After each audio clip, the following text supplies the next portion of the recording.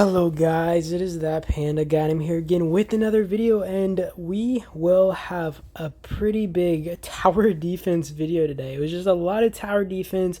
I mean, you see Pickle getting rallied right here. I will say the trades look, 8-2, and honestly, I will say like the trades were pretty bad number wise, but honestly, considering that these guys were rallying such a big target, I was honestly surprised by the report where it wasn't even a 2-for-1 trade. They traded actually pretty well, if you ask me. Kind of like 11 million for 6 million might, when you're kind of hitting like 6 million tier 6, kind of impressive in a sense. And just the balls to send a rally like that was absolutely beyond me. I would not have had the balls to do that.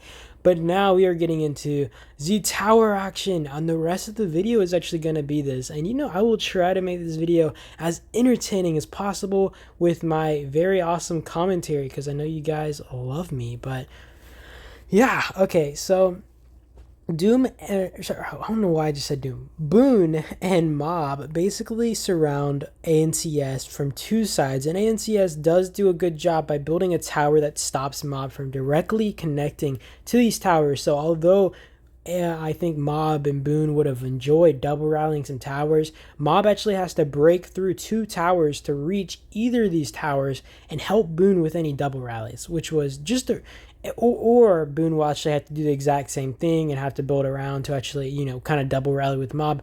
Either way, you guys get the point, and this makes it a really rough situation, and these guys are kind of trying to push these guys off these towers for just hours on hours on hours. And honestly, you got to give it to ANCS. I saw them like consecutively holding 2, 3, even 4 towers at one time, just trying to hold them, fill them all. And honestly, you can't really like expect much from these guys, because at some point whales can't stay on forever.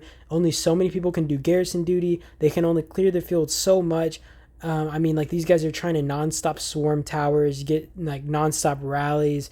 It's honestly a struggle. And I mean, to be fair, when ANCS is turtled like this, although Boone and Mob are able to pressure them pretty hard, ANCS is trading better when it comes to kill to death ratio. Even if they're losing trades on these towers, they're still winning kill to death ratio trades. So in a sense, this is a win for them, and Boone is kind of trying to push these guys off of the level 6 village. And honestly, after I pushed them off this level 6 village, I personally think that I would have just left ANCS alone.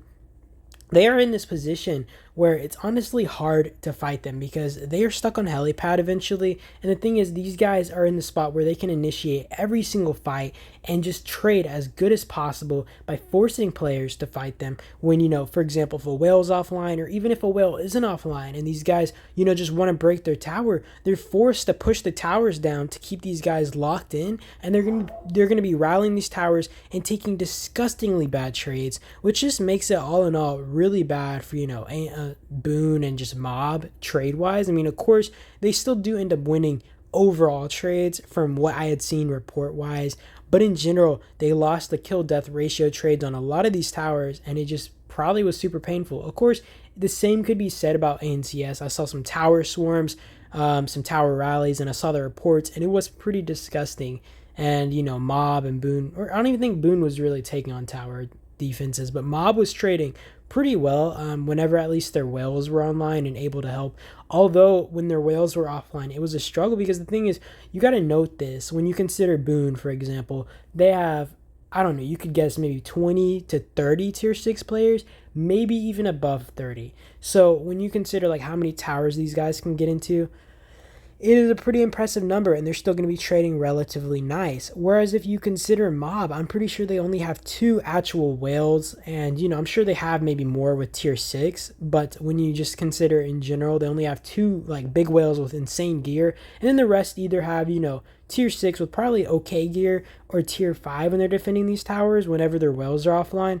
It's honestly impressive that these guys are able to hold as much as they can, but they are able to spread the losses out with Boone when you also think of that. So in general, you can kind of make sense of the trades they're taking, but it's still just impressive from every angle. I don't know. I kind of wanted to just blab about that and kind of get you guys to understand that Mob is really in a situation where they have to rely on Boone. So if Boone is in their sleeping hours or something and they're getting pushed by if Boone is in their sleeping hours and Mob is getting pushed by ANCS, they're put into this particular position where all they can do is turtle up, and their whales can only try to like solo beat off the field with maybe the few Boone players that are able to assist. Because you consider ANCS as well, where they have, I don't know, I'm gonna guess 10 to 20 T6 players and quite a few whales, because like they have bigger whales than Boone and obviously Mob, whereas like their whales are absolute freaking just monsters, right? And they're able to roam the field nonstop. And even if you have like Captain and the Shy online, you only have two whales coming out trying to fend them off the field, where these guys have multiple who are able to just keep hopping on this field, keep dominating, and they just have numbers, like especially if Boone isn't able to come help them. So in general, Mob is in this just particular situation where they are getting fought, like they're getting pushed as much as possible by ANCS to trade as positive as possible and just trying to avoid fighting Boone, which is reasonable. I can't say it's like stupid or if it's like wimpy, because I hate when people say that kind of stuff. It's not like they're playing like wussies. They're just playing smart. It's honestly the good choice, and I would have done the exact same. It's just the more logical choice to try to push out from your left and just get rid of the people that you consider weaker. That being said, still, Mob did an insane job when you really consider they were still attached to the level 6 village that Boone was holding. And honestly, I think what should have happened was sorry, not ANCS, Mob should have taken the level 6 village. So basically, they would have been able to double rally this tower right here that you're looking at.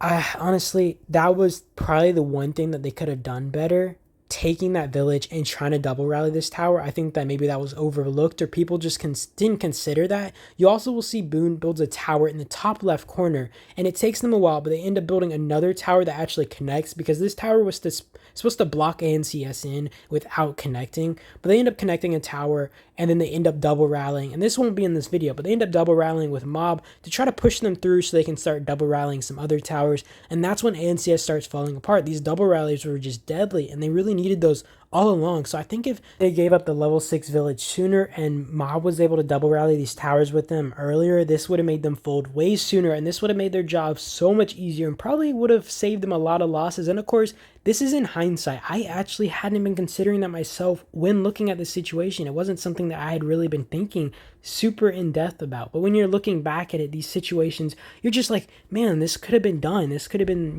done. This would have been so smart, blah, blah, blah. Obviously, that would have been a really smart choice at the time, but it's not something you think about. And of course, there are things like if they did take the village, it's possible that ANCS would have tried to make a mad dash for it. And then, if Boone didn't have their main group on, they weren't able to maintain field control, then Mob would have probably lost that village. It's honestly a really particular situation. And Mob is strong. I want to really note that these guys do have some monsters there. And the fact they have some insane whales who are able to put up some insane numbers makes this whole feat doable, and their impact so massive here, just having these insane whales. But in general, it's still hard because these guys can't be on 24/7. They can't do everything, and there's just a limit to what these guys can do. Though, like I said, ANCS is put into this situation where they're able to just force fights, and they can fight whenever they want. It's not on anybody else's time. They can sit on helipad all day, all night, all day, all night. And then the second they want to start initiating a fight, they can start building towers, force these guys to spread into more towers on their left side. And this just makes everything super painful for them, and just hard to overall handle. So honestly, big kudos for these guys. Honestly, taking advantage of every advantage they do have here. Really smart. Also, you guys notice here the trades are so in Boone's favor. You see 11 million might loss on ANCS's side, on Boone's side, and then 7 million might loss on ANCS's side on that rally. Yet Boone is still taking negative trades in the deads. Of course, trading really well injury wise, but you see 700k deads on Boone's side. You see, I think it's sorry, I'm freaking losing my wording. 500k deads on ANCS's side. Of course, they were trading way better on injuries and stuff, but the point is these guys are perma losing troops that are not able to join rallies, whereas although these guys are probably tanking a really big healing cost, they are able to keep putting those troops back in a battle. So in that situation, even though they're trading negative, they still have kind of a win. You know, it's like a win-loss situation. At some point, a lot of these players aren't able to keep filling their hospitals. So in some cases, it might actually be better for you to have deads. So you're able to just keep filling these rallies. But in general, you guys get my overall point. They're just winning. They're losing trades, but they're winning trades. And yeah, honestly, it was kind of crazy to me. So I watched this right here, right? And these guys have a range rally running, and their rider rally is already dying. Cancel this. If you can't maintain this rally and it's just melting, and you have it, I don't know. I'm assuming this is at what 500k minimum or maximum, whatever. That rally was already so low. You need to just cancel that thing. That thing's getting melted. You're just gonna be trading really bad. You need to get that out of there. Also, range rally. Range rally is so hard to keep up, and these guys weren't really able to keep filling this rally. So in general, it probably would have been better for them to cancel it. And you know, the thing is, like I said, range dies the fastest, and if you can't keep filling that thing, you need to cancel it. If you can't maintain field presence as well, you really need to cancel that thing, because range rallies are so easy to melt compared to, you know, riders or even infantry especially. Those are so much easier to melt. If your rally gets swarmed, that thing is going to be tanking so much faster than any other rally. If you are not able to maintain that, hold field presence around it, keep it full, whatever it is, you need to cancel that. You know, that's one thing I really see from Boone constantly. They have an issue when it comes to canceling rallies. I don't know if that's the rally leader's problem, if like they're looking away from the screen too much, but in general, they definitely have to pay more attention to that kind of like stuff. It's definitely an issue I see a lot, and it just frustrates me. It frustrates me heavily. Honestly, man, it's always amazing to watch how people build or how they strategize around their, I don't know, their situation. You know, like at the time I was thinking, man, NCS is crazy. I don't know why they're doing this. This is so stupid, right? And I mean, to be fair, they might have not known what the situation they were putting themselves into. But in general, when like you're looking back at it now, you're like, this is actually a pretty smart situation. ANCS had almost no chance when it comes to that 2v1 there. And, you know, also there's, of course, SOAP fighting on the field. You got to give it to SOAP. I do want to mention SOAP did do their best to honestly show up with at least their two whales. They were constantly trying to get on the field, trying to help. So you really got to recognize these type of players, because that was really commendable by them, right? Of course, it wasn't really, I mean, they are allies, but it's also like, they could have just not gone on the field as much as they did, and they were really trying to help and come on the field and provide as much presence as possible. But all in all, you really got to give it to these alliances. They might not have known what situation they were getting into, but honestly, ANCS was pitted against, you know, just two really big alliances here. Of course, SOAP as well, but I don't really consider SOAP in like the whole brawl, because they weren't connecting towers or anything. So I'm going to say two alliances.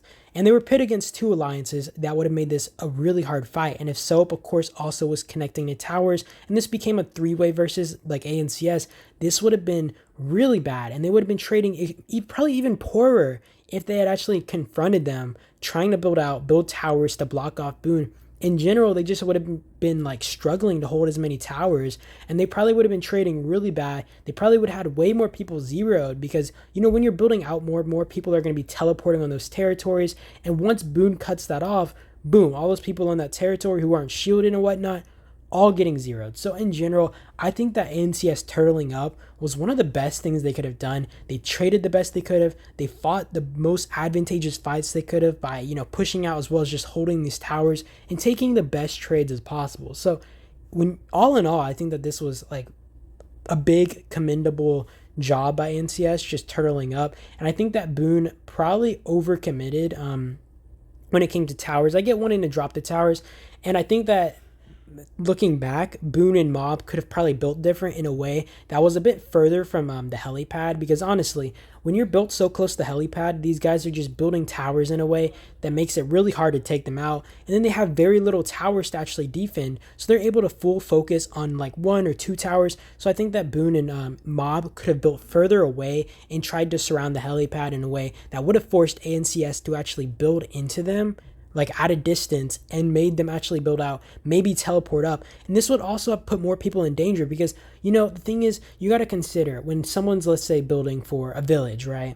People are going to be teleporting on that territory. And no matter how much you think that your players are organized or how smart they are, there's almost someone who's always going to slip up, teleport on that land, and then end up getting zeroed once they're cut off. And Boone could have constantly tried to take advantage of this mob as well and tried to cut them off whenever people were teleporting up there, felt like they were safe, maybe went to work or something and didn't shield, and boom, you get a free zero out of that. And of course, this isn't always reliable, especially if their whales are like, yo, you guys all stay back, only the big players come, only players who are able to, stay online. And if people were all just knowledgeable of what they were doing, this wouldn't have worked. But in general, it is probably the best thing that Boone could have done, as well as Mob, by building further around. Of course, like I said, this was honestly a really particular situation, and I think that everyone did the best they could, being, you were in it at the moment, obviously, because, like I said, hindsight, you can always look back on things and notice all these things that you could have improved on, and I think they did the best with their worst situation. So bravo to everybody, and that is about the end of the video. I do appreciate you guys as always for watching, and I hope this video was entertaining. So you guys have an amazing day or night though, and peace out.